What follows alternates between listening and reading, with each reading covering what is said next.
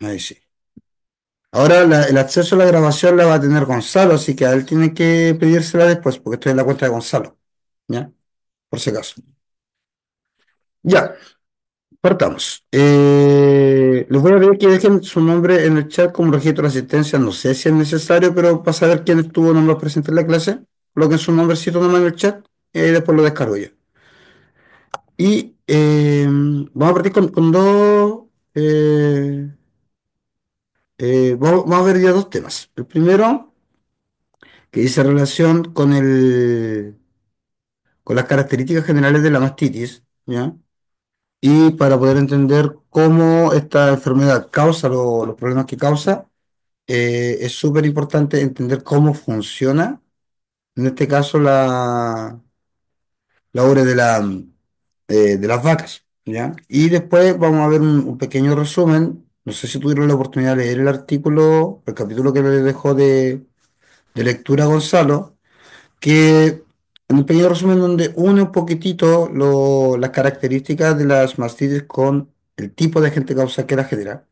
Y los tratamientos, primero los tratamientos más tradicionales que se aplican y después una miradita un poquitito más actualizada en función de cómo estos tratamientos más tradicionales o estas recetas más o menos estándar ya están quedando un poquitito desvalidadas y son insuficientes cuando estamos en función de un aumento de la resistencia antimicrobiana a las bacterias. ¿Ya?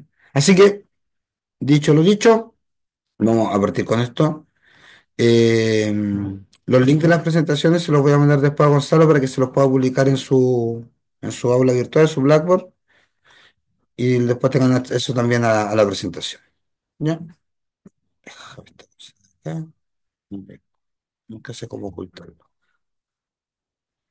No lo estoy viendo, así que si alguien quiere preguntar algo, por favor, levante la mano con toda la confianza del mundo, o grita nomás o me habla, ya, no se complica.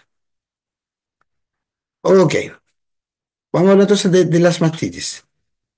Primero, hay que entender que esto ya es como lo obvio, ¿no? Pero siempre es bueno repasar lo que la mastitis es la inflamación de la ubre. Ya, eso es de partida la enfermedad que no que provoca. Las características de ellas, cómo se presenta, cómo se mide todo, pueden variar mucho, pero todas son inflamaciones, ¿ya?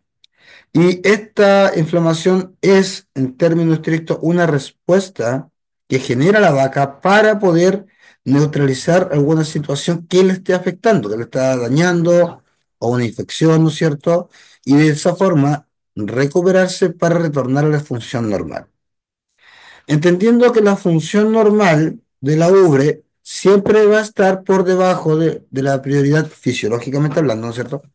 De la prioridad de mantener la vida del animal. ¿Ya? Por lo tanto, muchas veces la recuperación depende de la pérdida del cuarto o la pérdida de la función misma o pérdida del parénquima secretor, lo cual es el gran problema que nos genera porque ahí es donde tenemos las pérdidas económicas más complejas. ¿Ya? Hay muchos tipos de agentes causales. Entre ellos tenemos todo lo que son agentes infecciosos, tenemos todo lo que son los traumas y en muy menor grado los irritantes químicos. Vamos siempre a enfocarnos quizás en la mayoría de los casos en lo que son los agentes infecciosos. Los agentes traumáticos da para otra clase completa, ¿eh? Pero vamos a mencionar ahí un par de cosas asociadas a la mastitis granosa. Y en ese sentido, los agentes infecciosos, vamos a hablar principalmente de bacterias. ¿Ya? Primero, entendiendo que estamos frente a una enfermedad que es multifactorial. La principal fuente de propagación y de inicio de una mastitis clínica está en el ordeño. Ya, las prácticas de ordeño son fundamentales y estas son las que eventualmente van a predisponer a la presentación de mastitis. Voy a compartir este video, yo no sé si el audio me va a acompañar, ¿ya? Me avisan si que Las escuchan. vacas deben estar calmas y limpias antes del ordeñe. La adrenalina u hormona del estrés puede liberarse antes del mismo e interferir con la oxitocina, y en consecuencia con la normal bajada de la leche. Las vacas están nerviosas, pueden resbalarse y defecar mientras son conducidas hacia la sala de ordeñe. Cualquier perturbación dentro de los 30 minutos antes del ordeñe puede interferir con la bajada de la leche. El primer paso para efectuar un buen ordeñe es lavarse las manos. El uso de guantes de látex durante el ordeñe minimiza la transmisión de organismos causantes de mastitis entre las vacas, además de proteger la piel de los trabajadores. Las prácticas de ordeñe recomendadas incluyen los siguientes pasos: despunte, presellado, secado de pezones, colocación de pezoneras.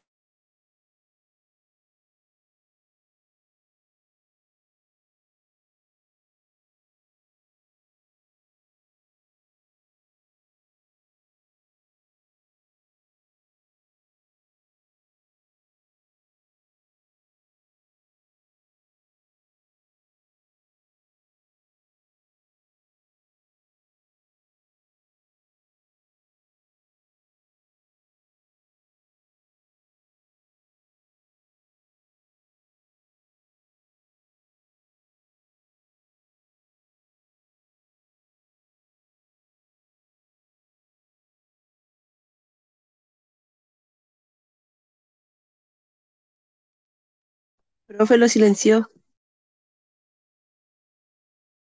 Secados prestando mucha Perdón, atención a perdón. la punta de los mismos y utilizando trapos o toallas de papel descartables. Eh, ¿Había silenciado el video? Sí, Sí, lo siento. Voy a retroceder unos segunditos entonces aquí.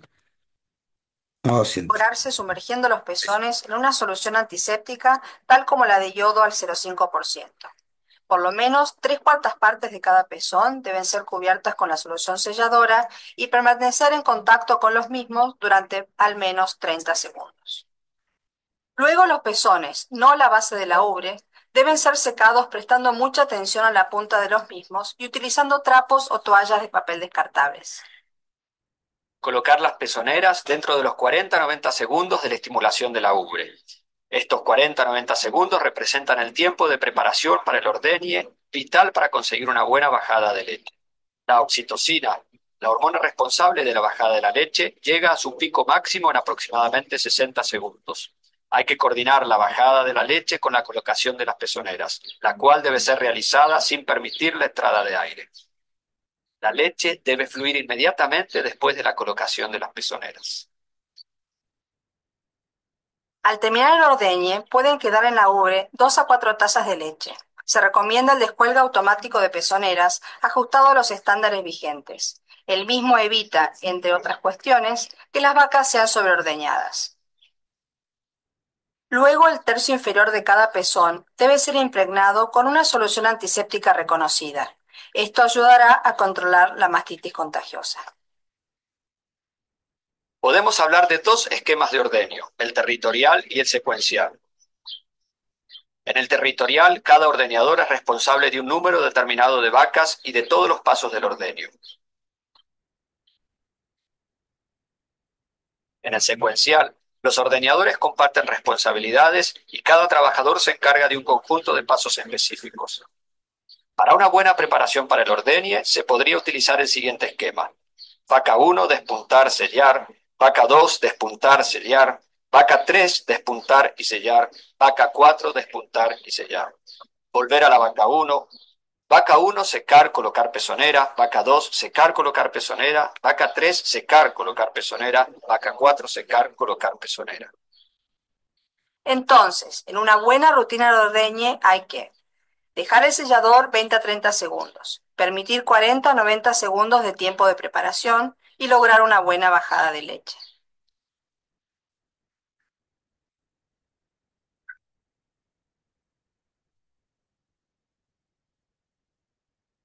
Ya, me había salido el video. Ya, el videito más que nada es un poquitito entender que eh, la ordeña en sí pasa a ser más que un proceso exclusivamente de extraer o cosechar la leche, sino también en un manejo que debe mirarse como manejo preventivo para la mastitis. ¿Ya? De esa manera nos vamos a evitar predisponer a la ubre para la presentación de mastilla. Aquí hay varias cuestiones que son relevantes: los tiempos de ordeña, la forma de retiro de la pezonera, la desinfección posterior, el sellado con yodo. Son cuestiones que son manejos que son propios de la ordeña, pero que están en directa relación con la presentación de mastitis. Por otro lado, entendiendo esta enfermedad como multifactorial, debemos entender que las vacas en particular tienen cierto grado de resistencia a la mastitis de acuerdo a las características propias de cada una de sus razas. ¿Ya? La imagen de arriba, por ejemplo, pueden ver una ubre bastante grandes, enormes vacas lecheras, ¿ya? Pero de raza Jersey. Una de las cosas que nos llama la atención y que debiera nosotros ser factor de determinante para poder elegir o catalogar una vaca, si va a predisponer o no a la presentación de mastitis, está asociado a la altura a la cual llega la punta de los pezones. Fíjense que en nuestros tres casos que están arriba, ninguna de las ubres, ninguno de los pezones, perdón, está por debajo del corvejón de las vacas. Voy a poner el puntero aquí, si logro hacerlo. ¿Cómo se hacía? Sí, porque no me acuerdo cómo se hacía.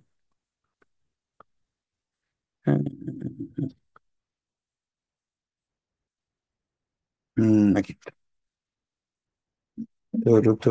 Dame un segundito. Aquí está. Eh, Si ustedes se dan cuenta, aquí a la altura del corvejón, ya es el límite entonces que yo les decía que deben llegar la punta de los pezones. Fíjense que en estas vacas de acá arriba, las que son jersey, ninguna de ellas baja. Aquí la de abajo, obviamente, bueno, es una mastitis, ya por lo tanto está muy abajo. De hecho, esto es un problema que conocemos como el descolgado de la ubre, que cuando excede el ligamento suspensorio medio, que va acá, la ubre termina bajando inclusive arrastrándose. Estos casos son irreversibles, por si acaso. Pero es para ilustrar, ¿por qué?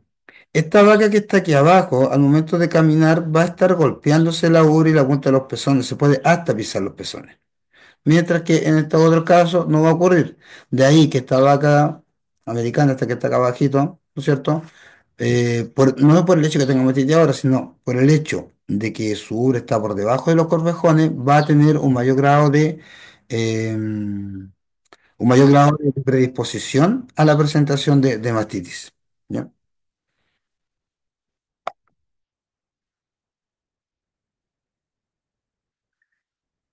Uno de los manejos claves, y aquí yo Doctor, quiero darle... disculpe, Dígame. una pregunta. Cuando dijo irreversible, ¿se refiere que después se va como a matadero, se descarta? Sí, O señor. igual. Ah, ya. No, no, este cuadro, por ejemplo, o sea, de hecho el ejemplo está aquí puesto como ilustrativo, ¿ah? Pero la ruptura o el descolgado de la ubre, cuando se daña el peso, tengo una lámina más adelante para mostrar esa patología. Cuando se daña el ligamento suspensor, no tiene una posibilidad de recuperación. Ya no hay forma de reponer la estructura de este ligamento. Y esto generalmente ocurre en vacas de alta producción, muy buenas productoras lecheras, pero ya con avanzada edad. Es una patología que ocurre principalmente en vacas Holstein, podríamos hablar del quinto, sexto parto. De ahí la razón de que nosotros no debiéramos mantener vacas de más de 3 4 partos en una lechería, porque después al final estos son los problemas que se nos generan. Pero efectivamente, es matadero, ¿ya? O puedes ir directo, perdón, puedes ir a feria o puedes ir directo a matadero. La decisión se toma ahí en función de los precios y el dueño determina eso al final.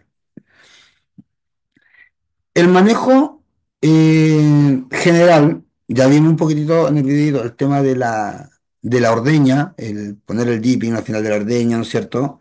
Eh, Previene y ayuda bastante al tema de la prevención de la mastitis, pero hay un manejo que me gustaría darle mucho color a que ustedes lo tengan siempre presente, que tiene que ver directamente con sanar mastitis, ¿ya? Y eso es fundamental, que es el secado al final de la lactancia. ¿Por qué? Cuando nosotros tratamos, me estoy adelantando un poco los temas, pero para que lo tengan en consideración el cuándo. El secado al final de la lactancia ¿Usted estudió en algún ramo de producción de leche o no? ¿Sí? Como para saber si me están entendiendo lo que estoy diciendo. Pero Sí, todavía Todavía no, no, pues, pues, el otro semestre creo. todavía no. Ya, entonces lo explico un poquitito más completo. Las vacas empiezan a dar leche cuando paren. ¿Ya? Ese es el punto. La vaca parió y empezó a dar leche. Va a estar dando leche, no voy a meter en mucho manejo reproductivo, solamente créanme, va a estar dando leche hasta 10 meses después de parir. O sea, parió 10 meses dando leche. Cuando termina el mes 10, nosotros, como hemos hecho manejo reproductivo antes, ese mes 10 coincide con el mes 7 de gestación. ¿Me van siguiendo? Espero que sí. Y la vaca necesita 2 meses de descanso de lactancia para prepararse para el parto. Por lo tanto, cuando la vaca está en el mes 10 de lactancia, si está bien manejada, va a estar también en el mes 7 de gestación para el próximo parto. Entonces la vaca debe dejar de dar leche.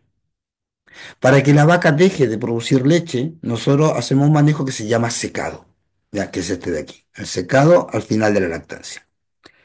En el secado al final de la lactancia, nosotros vamos a utilizar unos, no tengo ninguno acá, no los tengo en la lechería. Bueno, utilizamos unos pomos, que se llaman pomos comúnmente, para la mastitis. Se los voy a mostrar. Quiero que me entiendan la idea bien.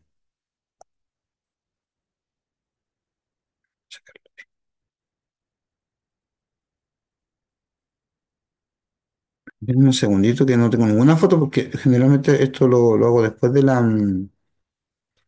¿cómo se llama? Después del ramo de producción de leche. Entonces,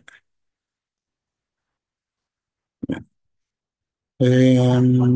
Cualquiera, Mastidac.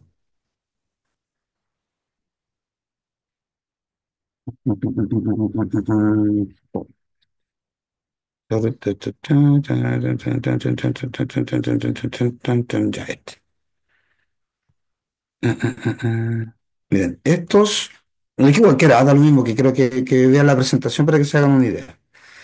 Estos son los pomos para mastitis. Espero que estén viendo mi pantalla. ¿Ya? Y en este caso es un tratamiento en este caso se dan cuenta, para vacas lactantes. O sea, está diseñado para que se aplique durante la lactancia. Entonces la vaca tiene mastitis y eso se aplica. ¿Cómo se aplica a esos jóvenes? Eso se aplica directamente dentro de la ubre. Esta tapita roja que ven acá, ustedes la sacan y adentro tiene una cánula muy flexible de plástico que le permite introducir toda esta punta hacia el pezón. Hoy en día tienen distintos largos, distintos anchos, pero el objetivo sigue siendo el mismo. Estos mismos tipos de productos, forma de presentación, vienen para lo que son los secados de la vaca, para secar la vaca al final de la lactancia. Y contienen nada más que eh, antiinflamatorios, tipo corticoides en algunos casos, tipo AINES en otros casos, y antibióticos. Pero productos al final que logran inhibir la secreción de leche por parte del tejido secretor. O sea, la glándula mamaria deja de dar leche. Y eso llamamos secado. ¿Por qué es importante aquí versus el tratamiento cuando está produciendo leche? Por una cuestión súper sencilla. Ustedes cuando inyectan el antibiótico, si pueden ver la fotito de acá, ¿ya? Se puedo, ahí. Si ustedes colocan el antibiótico en una ubre vacía, esta foto está montada porque esa ubre no está dando leche, y la ubre está vacía de leche, el antibiótico va a entrar en contacto directo con el parénquima interno y va a tener un buen efecto. Y es por eso que en el secado, como además de tener un antibiótico, un antiinflamatorio, lo que hace es eh, inhibir la secreción de leche, esa ubre no se va a volver a llenar de leche. Pero en la lactancia sí. Y ese problema va a hacer que cuando usted administre el antibiótico, rápidamente se va a diluir el antibiótico y las bacterias, además, como hay leche, van a tener caldo de cultivo para seguir creciendo.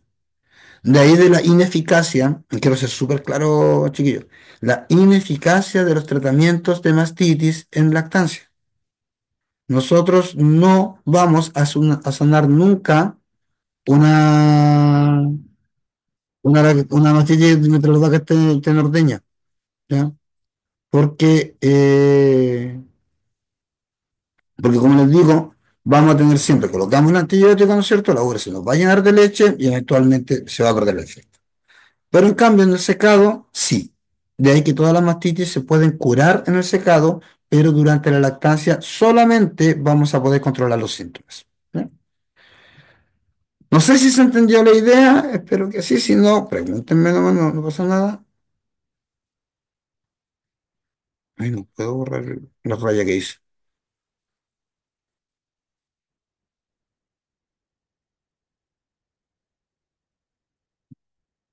Ok, empezamos entonces.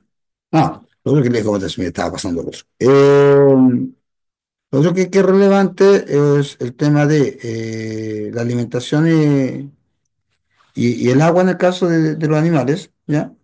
Que están produciendo leche. La alimentación de las terneras, aquí un punto muy clave, vamos a hablarlo después más adelante en el tema de los agentes causales, pero hay una bacteria que es el Staphylococcus aureus, que tiene la posibilidad de que pasar a través del sistema digestivo de las terneras, alojarse en la ubre de la ternera, que no tiene para cuándo empezar a producir leche, porque está tomando ternerita de leche, de ternerita de 1 o 2 meses de vida, y esperar ahí pacientemente al momento en que esa ternera se transforme en vaca, empieza a dar leche y producir en ese momento la mastitis. Por lo tanto, es uno de los agentes causales más complejos.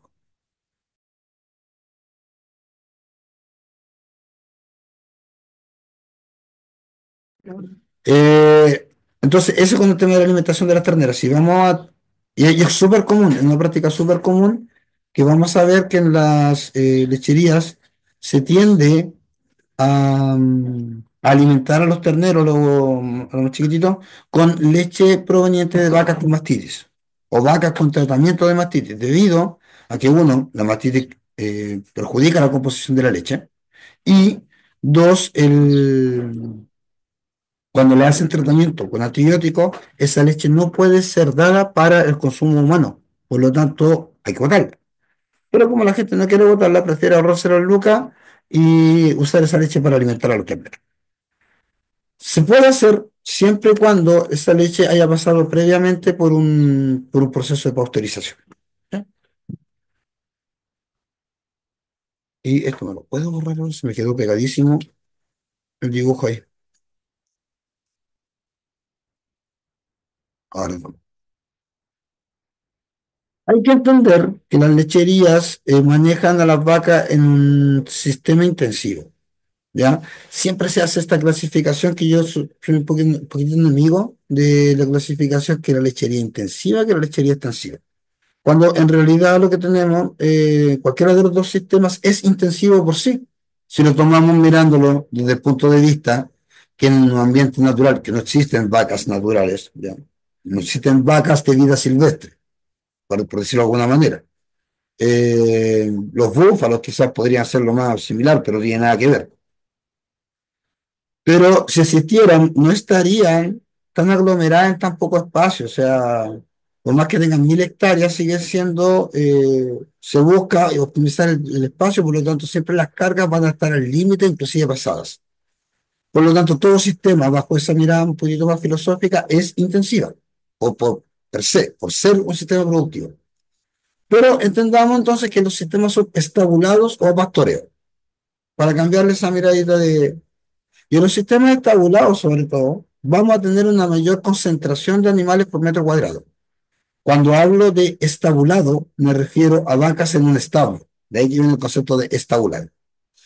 Eh, entonces, vamos a ver más vacas por metro cuadrado, vamos a tener más caca, más estiércol, ¿no es cierto?, más purines por metro cuadrado, y por lo tanto vamos a tener una mayor concentración de microorganismos por metro cuadrado, si ustedes. Y esos microorganismos por metro cuadrado son los que van a aumentar la carga bacteriana. la carga infecciosa y va a ayudar a la presentación de mastitis. ¿Eh? Entonces, hay un sistema que incluye tres factores, ¿ya? Y aquí yo creo que esta imagen de hoy en día ha quedado bastante obsoleta porque hay uno que no se considera y está, que la mastitis tiene un cuarto factor, ¿ya? Que en este caso eh, está relacionado con lo que hacemos nosotros. Entonces, hay un cuarto factor que está aquí al medio que dice relación con las personas. ¿No? Puesto que es la persona la que debe manipular, manejar estos sistemas y es la persona la que ordeña las vacas, es la persona la que aplica los tratamientos, etcétera.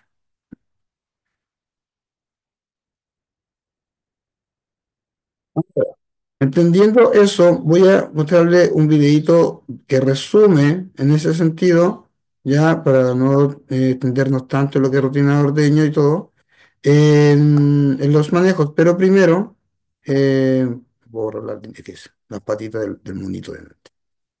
Ahí sí. Los agentes infecciosos los vamos a clasificar de dos tipos, los que son contagiosos y los que son ambientales. Todos terminan siendo infecciosos. Ojo con eso.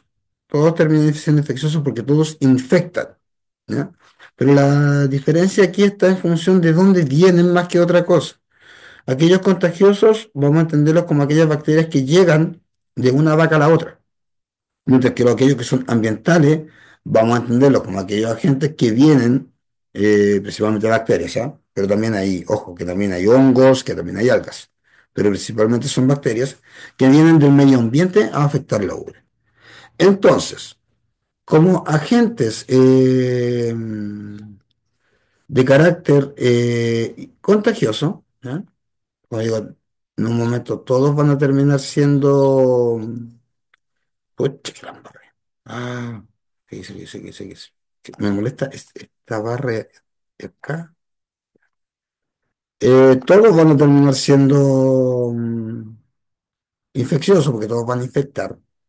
Pero los que son contagiosos, vamos a hablar de el Streptococcus, ¿ya? Varios de ellos, ¿ya? Principalmente el Agalactiae y el Streptococcus discalactiae. Esos dos bicharracos generan mastitis súper fuertes y son súper complejas. El Staphylococcus aureus, que para nosotros jóvenes va a ser el terrorista número uno al cual tenemos que combatir y que así como vamos nos está ganando la pelea. Ahí le voy a explicar bien por qué. Y varias especies de micoplasmas, ¿ya? Hay unos más, pero para nosotros esos son como los más relevantes, son los que se van a transmitir de vaca a vaca. Por otro lado, tenemos los agentes que llamamos ambientales, que ahí tenemos un listado un poquitito más largo, y la Escherichia coli, lejos, lejos, lejos, lejos, es nuestro principal problema. Pero ojo que la Klebsiella, la Enterobacter, las Serratias, los actinomyces que tenía por acá, los actinomyces piógenes, el Corynebacterium, levaduras, hongos, etcétera. Hay un alga, la proteca, que es un cacho porque genera mastitis ambientales y esta alga obviamente es un alga, no se mata con antibióticos, entonces tapan hasta la oreja las vacas con antibióticos y no baja nada, ¿ya? Luego ponen antiinflamatorio, baja un poquitito, pero después vuelve a subir.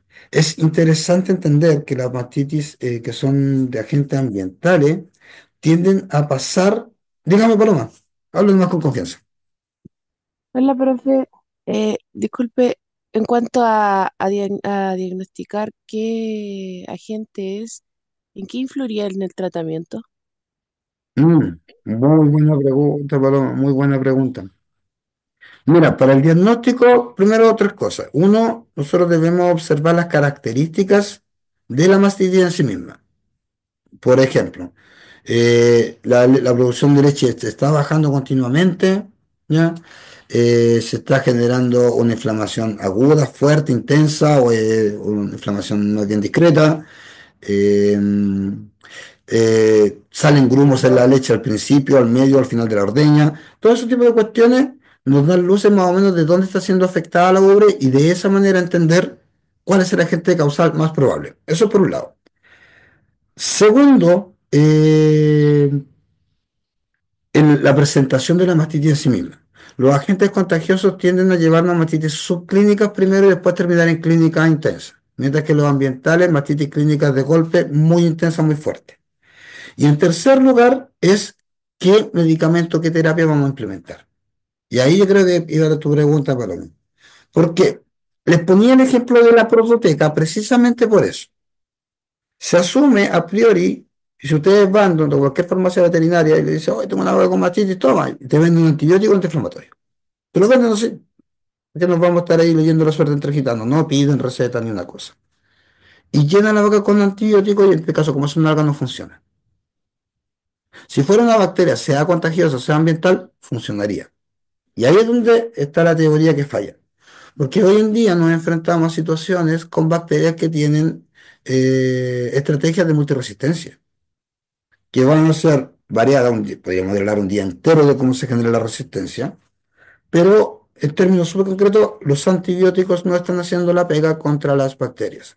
Por lo tanto, la pregunta de Paloma está súper bien buena porque por más que nosotros tengamos, vamos a decirle, no, si tenemos una mastitis por estreptococo, lo que mejor funciona es la clindamicina, ¿no es cierto? No, eso ya no funciona, eso ya no es así. En los libros todavía aparece así. Lo que tenemos que hacer es tomar una muestra de leche, llevarla al laboratorio, hacer un cultivo bacteriano, hacer un antibiograma. El cultivo permite determinar qué bacterias están presentes y el antibiograma me permite determinar a qué antibióticos son sensibles. Y en función de esos resultados, instalar una terapia de tratamiento. De ahí la importancia de saber cuáles son los agentes que están causándolo. Uno, porque las características de mastitis y la implicancia que tiene sobre la producción de leche va a variar de acuerdo a la bacteria que nos estamos viendo afectada. Resumen de manejo y control de mastitis, o sea, prevención de mastitis en lechería.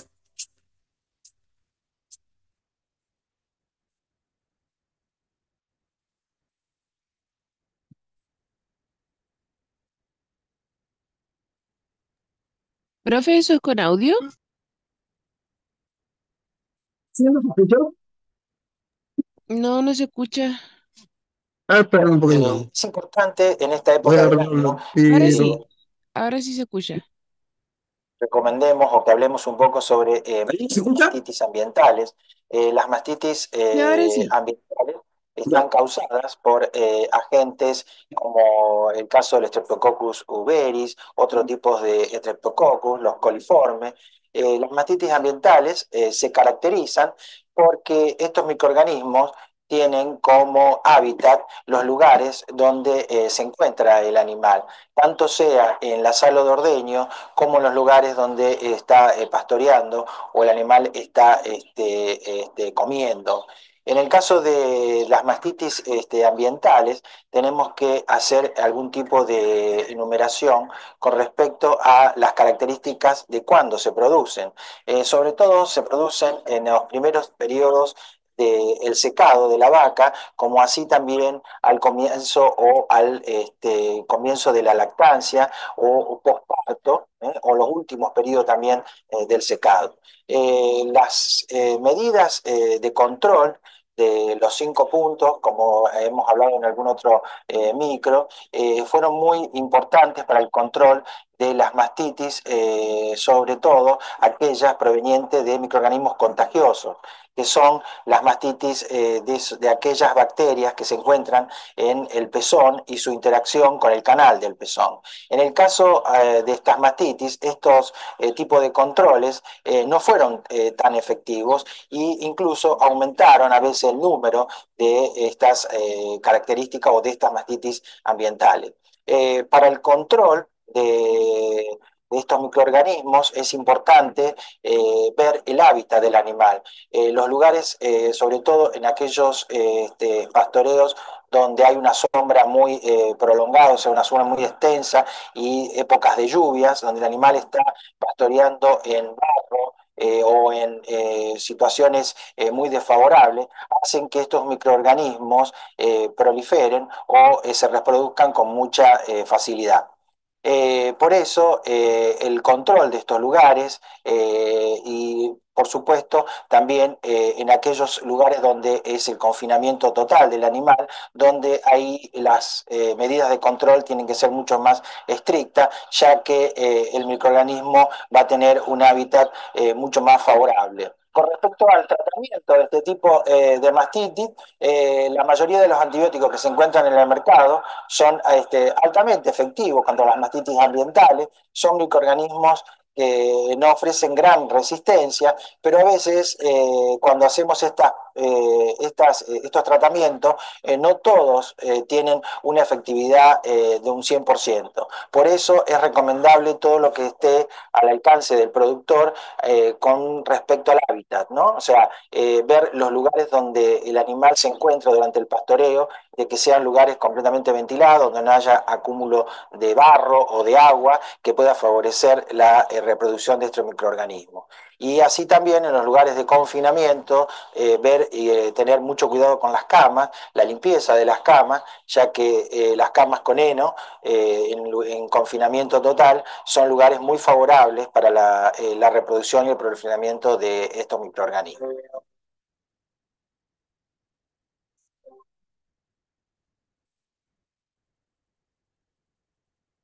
Ya, voy un momento cómo salgo de acá. Ahí está. Ya, entonces, como pueden ver, el manejo ambiental es un poquito resumido de lo que estábamos hablando y los 5 aspectos a tener en consideración para el control de los mismos.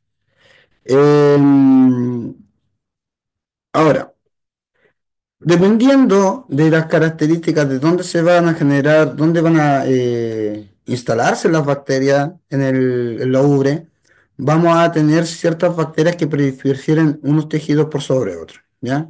Esto no se lo voy a leer mayormente, pero entender que el estreptococo y el estáfilo, ¿no es cierto?, tienden a ocupar las células epiteliales que son las secretoras de la leche. De ahí que el efecto que vamos a ver en la mastitis va a estar asociado siempre a una disminución en la producción de leche y vamos a tener alteraciones en la leche, lo cual va a generar grumos, por ejemplo, leche o leche cortada o suero u otro tipo de cosas. En este caso, el Staphylococcus aureus y el Streptococcus uberis tienden a preferir el tejido profundo de la glándula mamaria.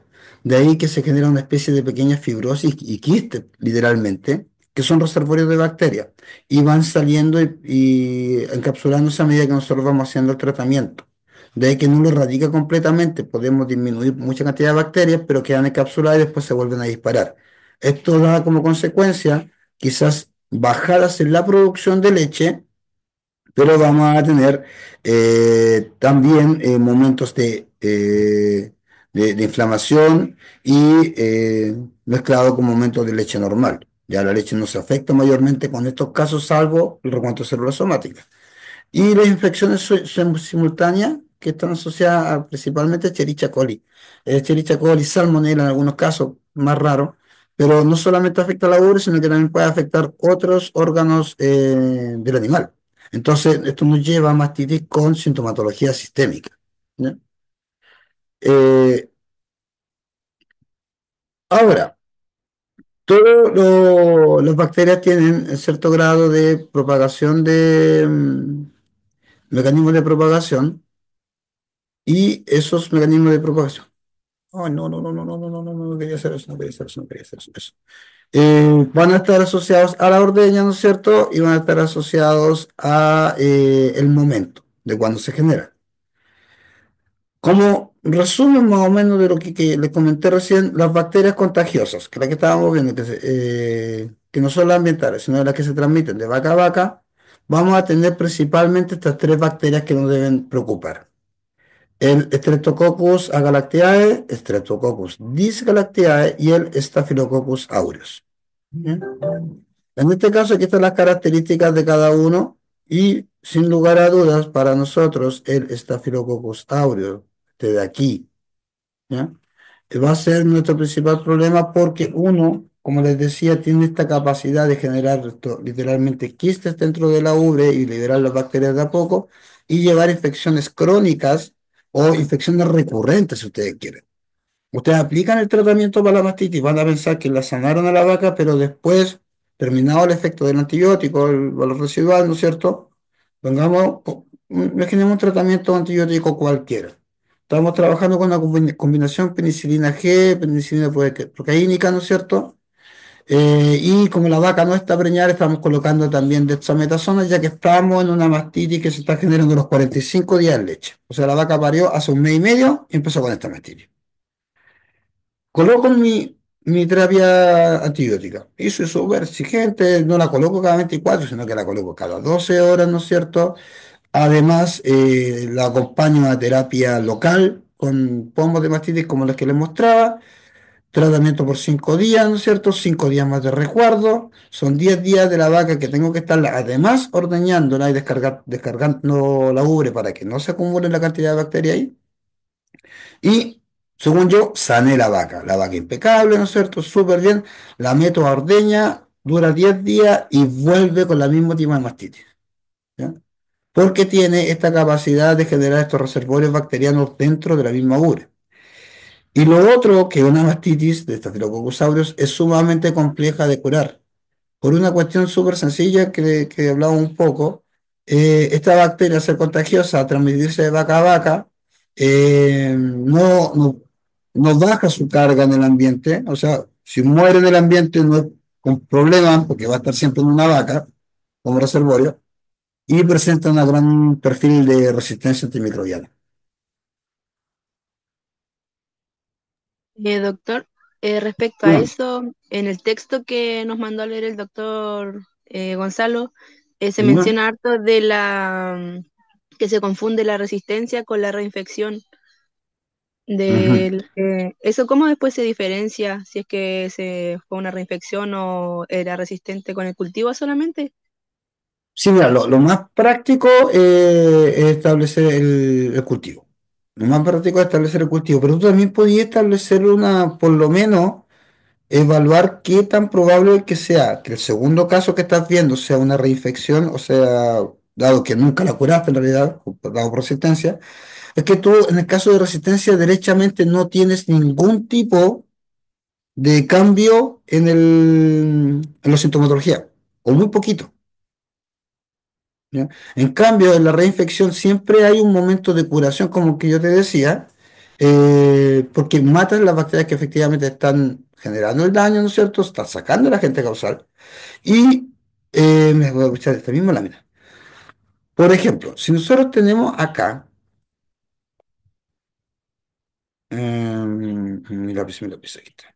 Si tenemos acá en esta zona, vamos a tener nuestras bacterias, ¿no es cierto? Entonces, estas bacterias en algún momento que están fuera del tejido mamario, ya en este caso no están generando nada porque estas están en este momento en una especie de quiste. ¿Ya? Y ese quiste eventualmente es más que nada un reservorio para evitar ser identificada por los macrófagos para atacarla. Pero en cualquier momento va a resultar que estas bacterias que están ahí encapsulada y enquistada, ¿no es cierto? Por decirlo, yo digo enquistada, no es un quiste en el término histológico de la palabra, así que por favor, no, que no me digan a los profes de histología que estoy en eso. Van a entrar al lumen bacteriano, donde tenemos leche, estas son las células secretoras del alveolo, y van a reproducirse y van a empezar a dañar esto. Entonces, cuando nosotros hagamos la terapia de antibiótico, lo que va a ocurrir es que el antibiótico, ¿no es cierto?, va a llegar acá, eh, lo vamos a...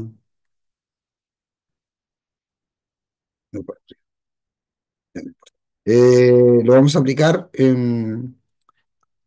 desde fuera y van a ir derechamente a poder destruir a las bacterias que están acá.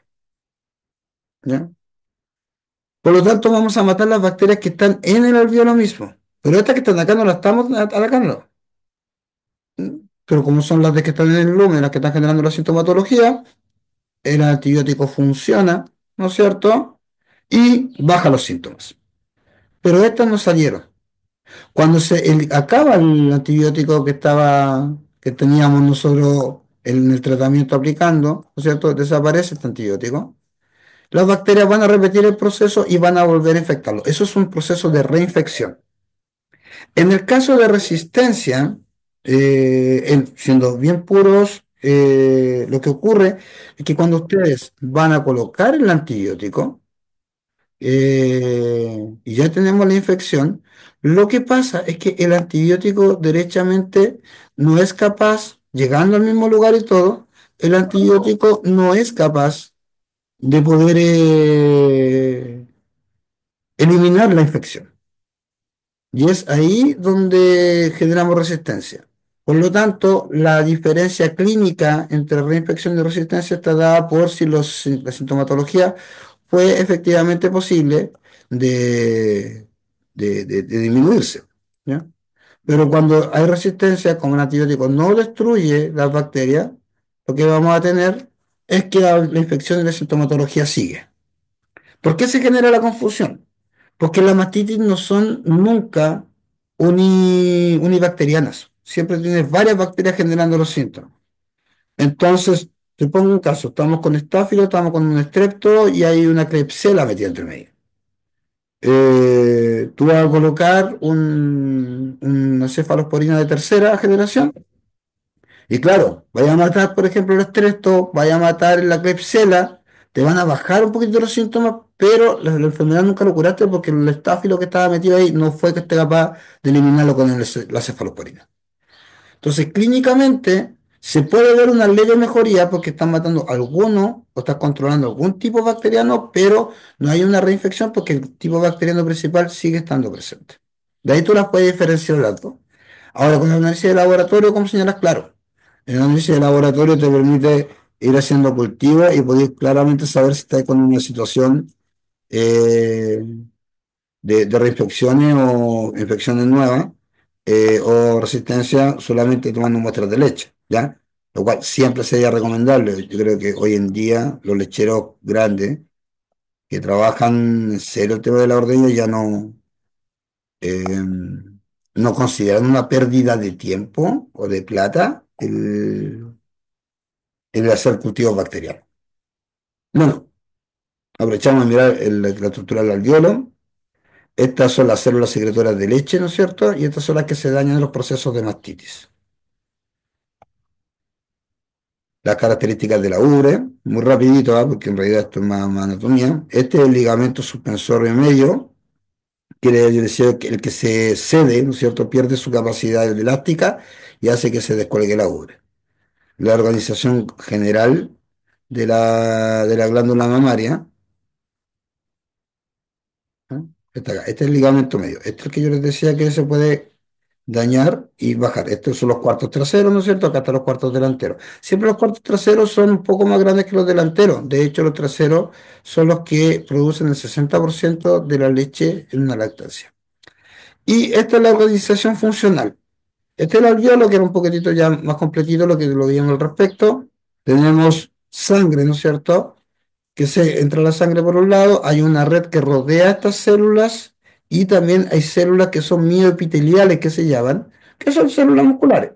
Ya las células mioepiteliales tienen la obligación o el trabajo de contraerse al momento de recibir la señal de la oxitocina. De esa manera estrujan literalmente el alveolo y ese alveolo lleva su leche hacia un ducto. Los elementos constitutivos de la leche vienen de la sangre, ¿ya? De ahí que venga esta red de irrigación sanguínea por un lado entrando sangre arterial y por el otro saliendo sangre venosa. Cuando la sangre es acumulada dentro del ducto, lo que ocurre es que se van a juntar todos los ductos en lóbulos. Y en la leche de esos lóbulos se van a juntar en otros ductos mayores hasta que se llaman canales lactíferos, ¿no es cierto? Y ellos desembocan todo en la cisterna de la glándula mamaria, que es la que va a dar la leche y una vez que la oxitocina ha hecho su trabajo, va a liberar, relajar el esfínter del pezón y se va a producir la bajada de leche. Eso es un poquitito, bien rapidito cómo funciona.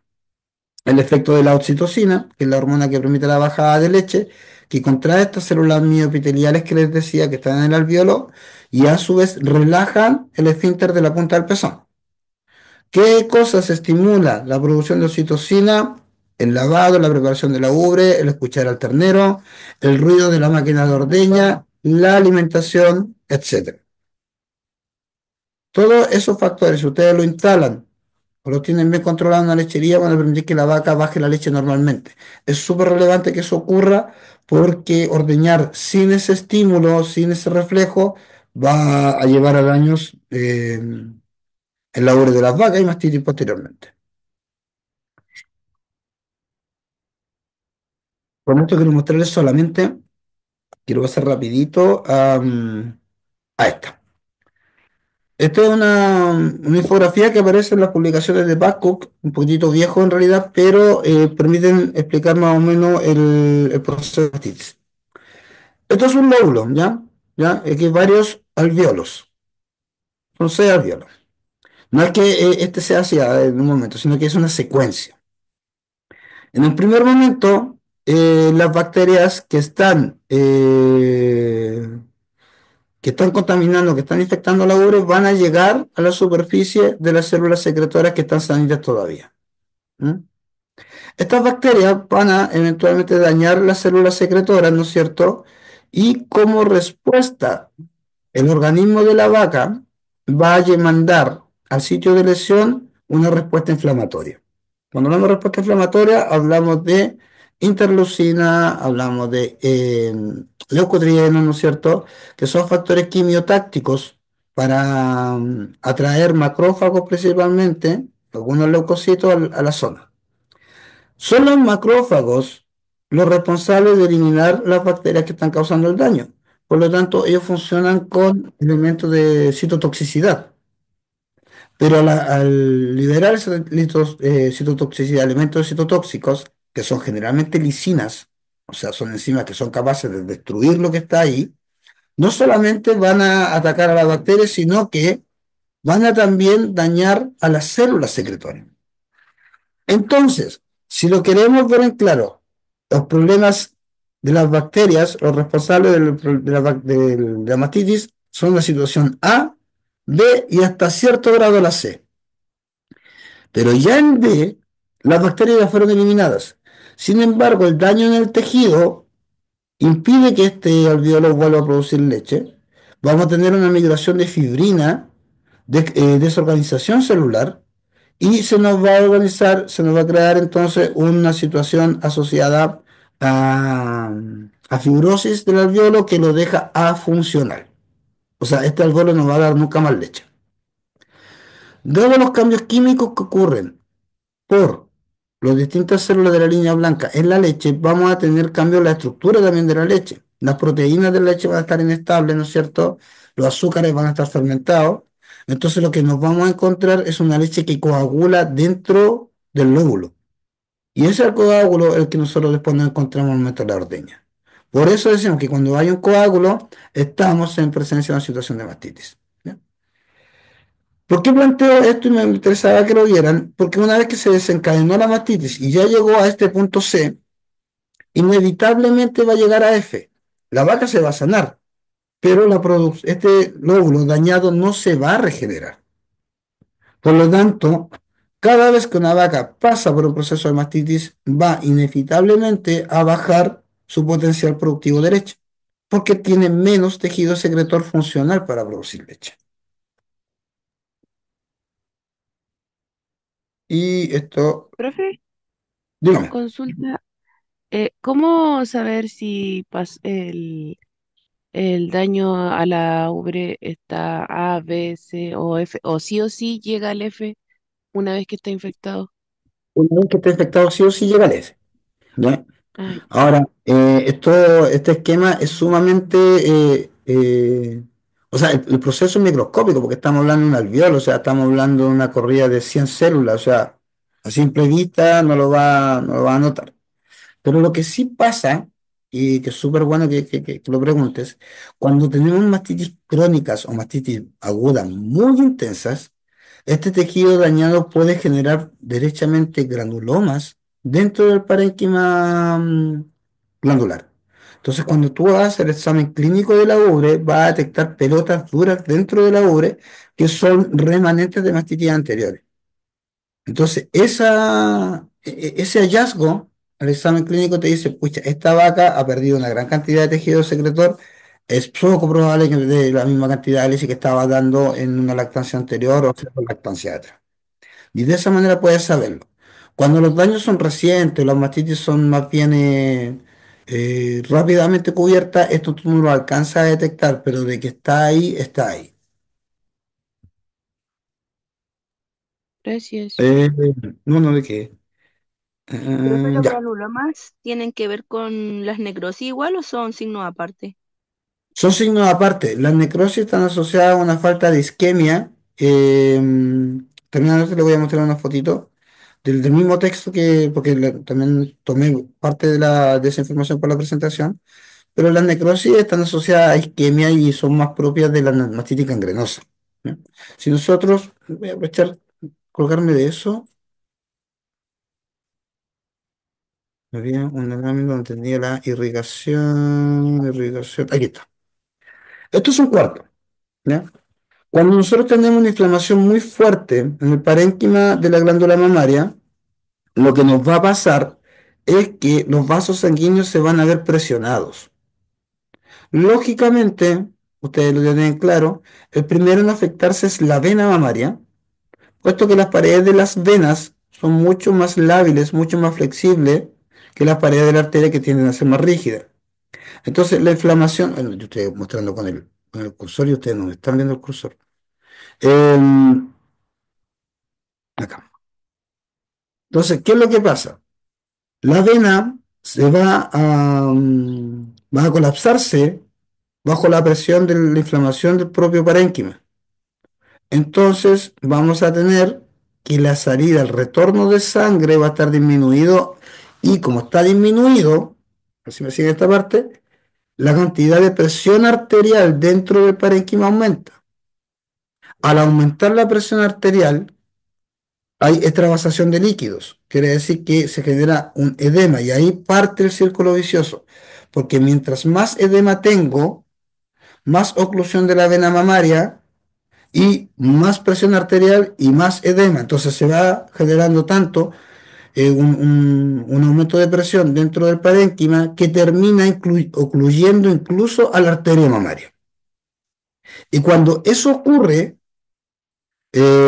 vamos a tener una disminución del aporte de sangre arterial, por lo tanto una hipoxia, una disminución del aporte de oxígeno, hasta una anoxia. Al momento de llegar a la anoxia, o sea, cero oxígeno entrando, el sector que queda sin oxigenación va a necrosarse. Cuando la situación es pequeña y afecta principalmente a algunos alveolos, ¿no es cierto? No pasa nada. Pero cuando tenemos situaciones donde se afectan grandes porciones del cuarto, podemos tener situaciones como seguramente lo vieron en el apunte, que hay una imagen bastante, bastante buena de mastitis gangrenosa. ¿Ya? Y eso es la consecuencia final y masiva de una necrosis.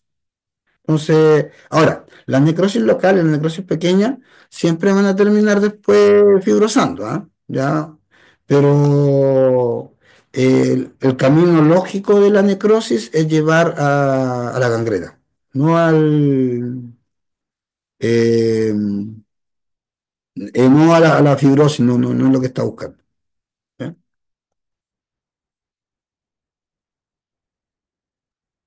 Eh, yo quería mostrarle, bueno, el pezón. Es sumamente relevante porque es la primera línea de defensa, ¿ya? Vamos a hablar un poquitito de algunos tipos de, mm, de patologías que pueden tener, ¿ya? Pero las lesiones en el pezón generalmente van a ser en las puntas de los pezones. Por lo tanto, siempre se nos van a ver dañados los esfínteres de la punta del pezón. Puede ser principalmente porque se pisa en el pezón, la misma vaca se lo pisa, o las vacas que están al lado cuando tenemos una carga de animales en un corral con un galpón muy alta. Y obviamente las vacas que tienen ubres descolgadas tienden también a ser más propensas a sufrir otro tipo de daño. Es de ahí que es un factor de riesgo. Y esto se da principalmente por pérdida de lo que sería el ligamento suspensorio medio. ¿no? Que son las láminas de soporte de la ubre. Ahora, otro tipo de lesiones están asociadas principalmente a la queratosis, ¿ya? Y en este caso, las queratosis se producen no por un problema de ubre colgante o que se las pise, sino es un problema netamente de ordeño, los sobreordeños. El sobreordeño va a aplicar una presión en la punta del pezón que va a generar que ciertas células que están por dentro del pezón, que son las responsables de generar el tapón de queratina, miren, acá, tenemos nosotros en el pezón de aquí, vamos a tener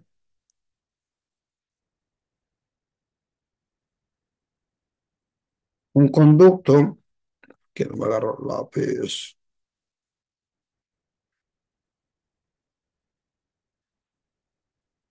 vamos a tener un conducto por donde va a salir la leche, ¿no es cierto? Resulta que como mecanismo de defensa, el pezón lo que hace es, en esta zona de acá, donde está el canal del pezón, ¿ya? Aquí, no me raya nada, ¿ya? En esta zona de aquí vamos a tener células que son capaces de secretar queratina y esa queratina va a tapar el pezón, ¿ya? Y eso es normal y eso es bueno. Pero cuando tenemos un sobreordeño, este pezón literalmente se da vuelta y queda con las células que producen la queratina mirando hacia afuera. Por lo tanto, la producción de queratina no tapa el pezón, sino que se empieza a rodear la punta del pezón. Y eso es lo que nosotros vamos a conocer como proceso de hiperkeratosis. Y la razón de que se dé vuelta el pezón está asociado solamente y exclusivamente al problema de sobreordeño. En este caso, estos pezones están sanitos, sin ningún tipo de lesión, ¿ya? Grado uno, fíjense cómo empieza a aparecer un anillo de queratina alrededor de la punta del pezón, esto mirado de frente, si lo miramos de lado, inclusive ya esa pequeña fovea que veíamos al mirarlo en forma transversal desaparece y empieza a aparecer esta pequeña protuberancia. Ya clasificación 3, anillos rugosos en la piel del pezón empiezan a aparecer. Además tenemos una hiperkeratosis marcada y puntos de daño. Esos puntos de negrito que están ahí no es suciedad, son costras. Generalmente porque el lechero, cuando llega una vaca con ese pezón, no resiste la tentación y va y con la uña le saca toda esa queratina, lo cual genera una herida, lo cual se infecta, genera dolor y puede ser inclusive puerta de entrada para mastitis. Anillos 4, ya esto es una situación muy compleja y antes que me lo pregunten, no tiene cura. Una vez generado el proceso de hiperkeratosis, no tiene forma de retrotraerlo a lo que era normalmente. ¿Ya? Eso con respecto al tema de mastitis y sus características. No sé si tienen alguna preguntita. Me quedan 10 minutos para mostrarle el tratamiento. Aprovecho de recordarle, mientras con Pablo la otra presentación, que coloquen su nombre en el chat para después tener un registro de asistencia, por favor. No sé si sea necesario, pero prefiero tenerlo o no tenerlo.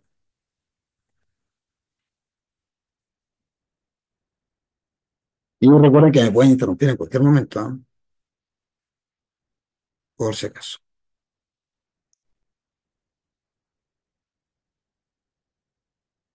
So,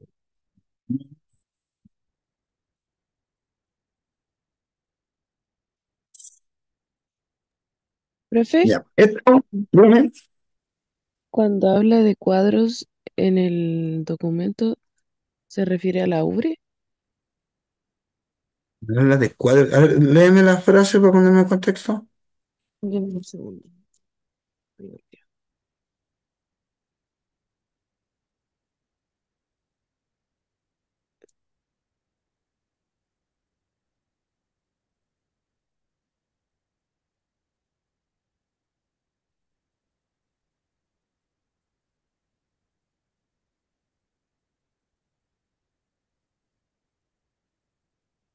Ay, no lo encuentro. ¿Ya? Ah, y otra prueba. ¿Cuál es la prueba CMT? Mira, qué buena pregunta. La prueba del CMT es una prueba muy práctica de aplicar, sobre todo en pequeñas lecherías. Es muy barata. Esa es una de las gracias que tiene. Y eh, lo que hace es ocupar una paletita de este tipo. Yo se lo voy a mostrar ahora.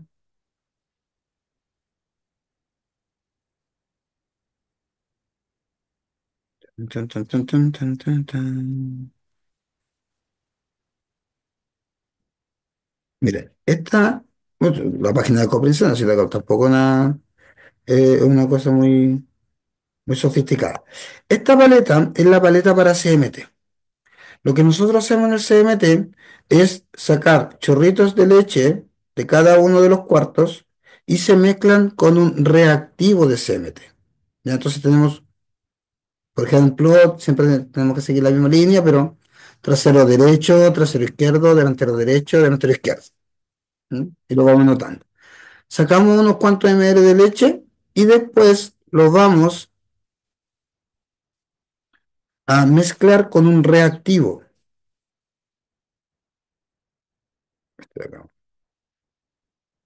¿Qué es este? ¿No? Estoy mostrando este porque está ahí, pero hay varios más, varias marcas. Entonces tú pones la leche y lo mezclas con este reactivo y ves la reacción que tiene la leche. Si la leche está bien, está en buen estado, no hay signo de mastitis, no va a haber ningún grado de reacción. Pero mientras más fuerte sea la reacción, mayor es el grado de mastitis. ¿Cuál es la reacción que podemos ver? Que se generen pequeños hilitos, pelitos, se empieza a gelatinizar un poco la mezcla o derechamente se genera una jalea y para medir eso tú lo botas y ves con qué facilidad vuelve a caer o se queda pegado en la paleta. ¿Ya? Eso es el CMT. Tiene su escalita y todo. Yo no lo tomé probablemente tal como parte de la clase, pero le voy a después con el Gonzalo le voy a mandar un videíto y una presentación de CMT con la escala de 4 o 5 láminas más que nada para que puedan ver cómo se mide esto, porque esto deberían verlo más en producción de leche que en temas de clínica. Pero eso, no sé si acaso entenderse lo que era el CMT. Sí, yo lo entendí. Buenísimo, buenísimo, buenísimo. Vamos entonces ahora en estos 5 minutitos rapidito el tema de algunos tratamientos genéricos. Pero como les digo, los tratamientos ya hoy en día, como el estándar que antes se conocía, ya no tiene tanta validez por la razón de que, claro, tenemos situaciones de resistencia que antes no teníamos y que nos obligan a remirar los diseños de los esquemáticos de los tratamientos.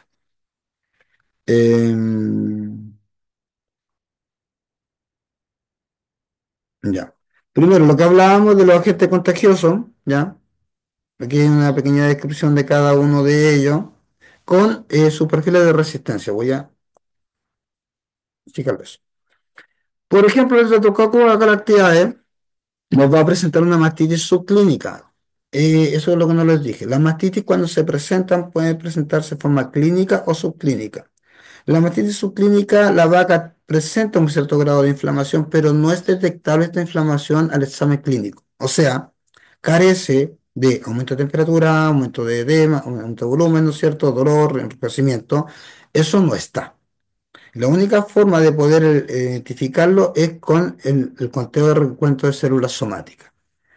¿Por qué es relevante esto? Porque, como le explicaba en el proceso de cómo se daña el alveolo, eh, cuando llegan los neutrófilos, los macrófagos ahí a la ubre, y tomamos muestra de leche y contamos las células, se llaman somáticas porque son células del cuerpo, que serían la línea blanca, nosotros los neutrófilos, estas se encuentran elevadas. Por lo tanto, hay un grado de inflamación, pero no hay signos clínicos de la misma. En ese, Alexa, enciendes a la 2. En ese Muy bien. sentido, La terapia funciona bastante bien con penicilina y con cloxaciclina, ¿ya? Pero esto es siempre en vaca seca. Acá lo mismo con el Streptococcus lactiae, ¿no es cierto? Este presenta más signos clínicos, por lo tanto no nos genera tanta mastitis subclínica. Con penicilina, cloxaciclina y cefalosporina anda súper bien. El aureus es el más problemático, genera estos microabscesos o quistes literales que yo les decía, muy baja de saturación, menos del 40% en lactancia, solamente curación en secado. Una cosa importante, de hecho que yo diga que en lactancia los tratamientos no son muy efectivos, no quiere decir que no haya que hacerlos, ¿ah? Hay que hacerlos igual porque tenemos que al menos tratar de disminuir un poco, eh, tratar de disminuir un poco la sintomatología, ¿ya? Micoplasma no es tan común, no es tan difundido, pero una vez que llega no hay nada que hacerle. La rutina de cultivo y descarte, o sea, si usted hace un cultivo y le sale micoplasma, despídanse de la vaca, en este caso, como se dice, el mejor tratamiento en este caso es el camión, nada más que hacer.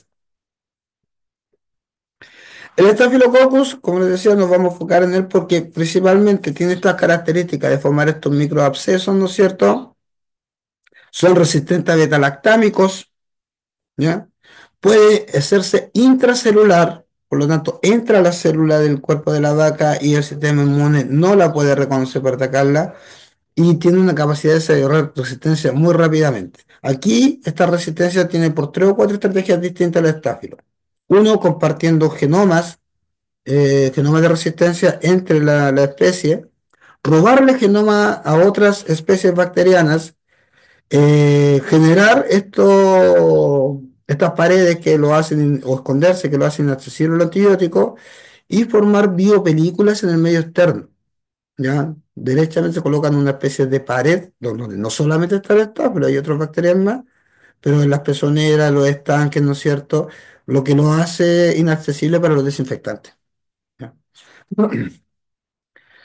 Para que nosotros podamos combatir efectivamente el estafilococo áureo, tenemos que tener una higiene extrema en el ordeño, que era un poquitito lo que estábamos mirando en los primeros videos. Terapia de secado y sellado del pezón al momento de que terminamos la lactancia. Las vacas crónicas, las que no responden al tratamiento, después de un cultivo, empezar a eliminarlas, porque esas vacas son reservorios de la bacteria y me van a estar continuamente liberando bacterias al medio que me van a agarrar las vaquillas nuevas que no vienen necesariamente infectadas. Y lo que les decía respecto a la leche, a las terneras chicas que van a ser las futuras vacas de leche, no las podemos alimentar con leche infectada si es que no la vamos a pasteurizar antes. ¿Mm? Si miramos las características de la mastitis, nos podemos más o menos enfocar en qué agente causal es, y eso también corre para los ambientales. Por ejemplo, el Streptococcus uberis generalmente está en los purines, está en las camas y causa una mastitis clínica que va a partir, la vamos a observar cuando parte la lactancia, a los primeros 20, 30 días de lactancia. Anda súper bien con penicilina y cefalosporina. Y además de esto, entonces, si está ubicado acá, nuestro manejo ambiental debería estar en las camas y limpiar la feca de los animales. Estos flocos negativos, estos están siempre en la piel del pezón, nos va a generar mastitis subclínica, pero de vaquillas, o sea, vacas de primer parto. Esto se controla bien al final de la lactancia, pero como vamos a tener la vaca recién entrando a lactancia, mucho trabajo respecto a la piel del pezón, desinfectar antes y después de la ordeña, asegurar un buen proceso de limpio nacional de la lactancia.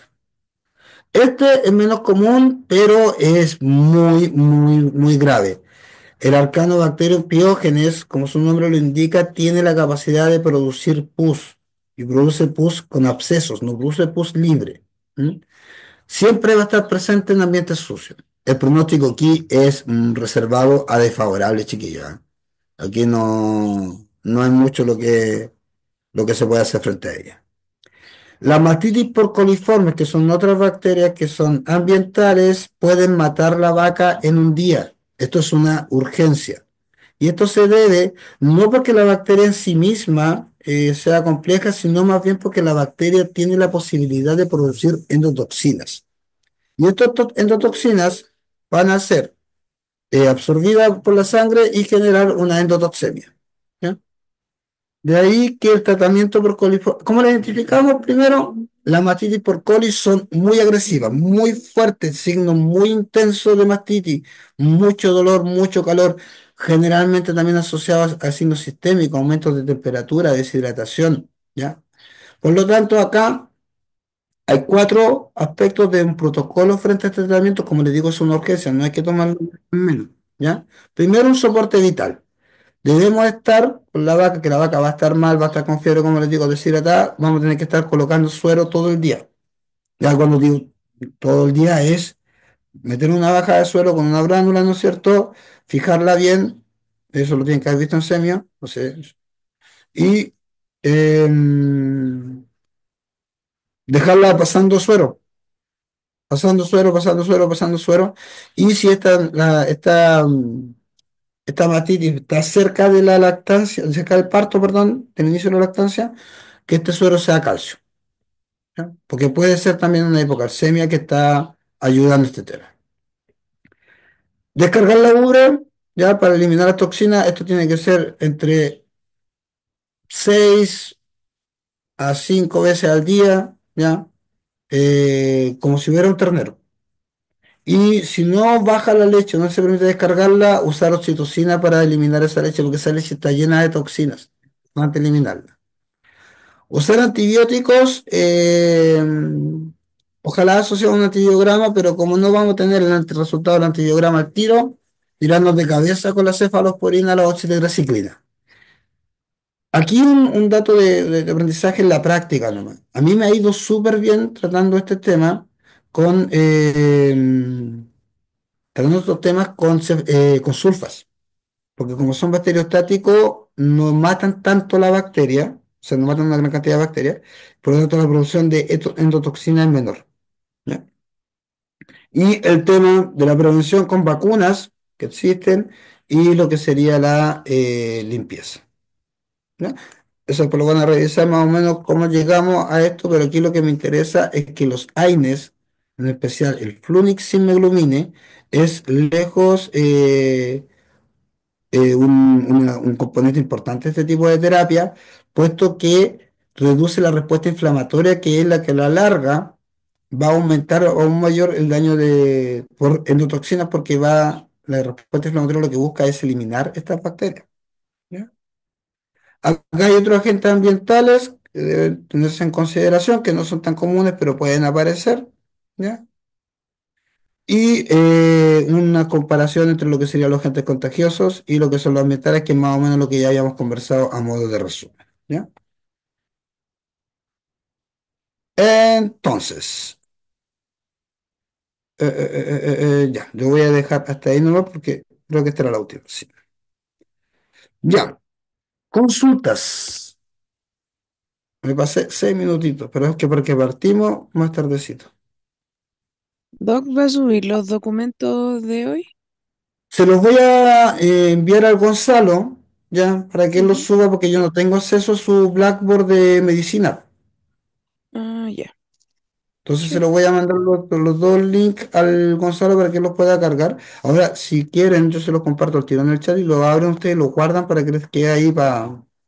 Sí, Profe, porfis. ¿y no me lo puede mandar al correo y yo lo comparto con mis compañeros?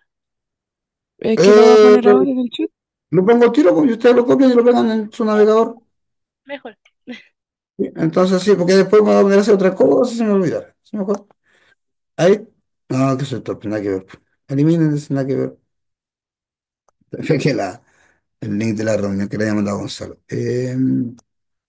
Los que no han puesto su nombrecito en el chat, se los recuerdo, por favor. ¿Ya? Este primer enlace, el enlace del Gamma, ¿no es cierto? Es la última, el resumen que vimos recién. Yo voy a ver si lo puedo descargar como presentación para que puedan también verla sin conexión a internet. Compartir aquí está. Exportar. ¿ya? Y les voy a dejar también el link de la primera presentación de la estructura de la URE, todo, para que también puedan repasar los videitos y, y ver más o menos las condiciones que son predisponentes, que son las que al final nos joden la pita, con, con el tema de la mastitis, ¿ya? Esta no la puedo descargar como presentación, así que tiene que verse online. ¿Puedo contar el archivo aquí? Tu, tu, tu, aquí está. No sé si tienen alguna consulta.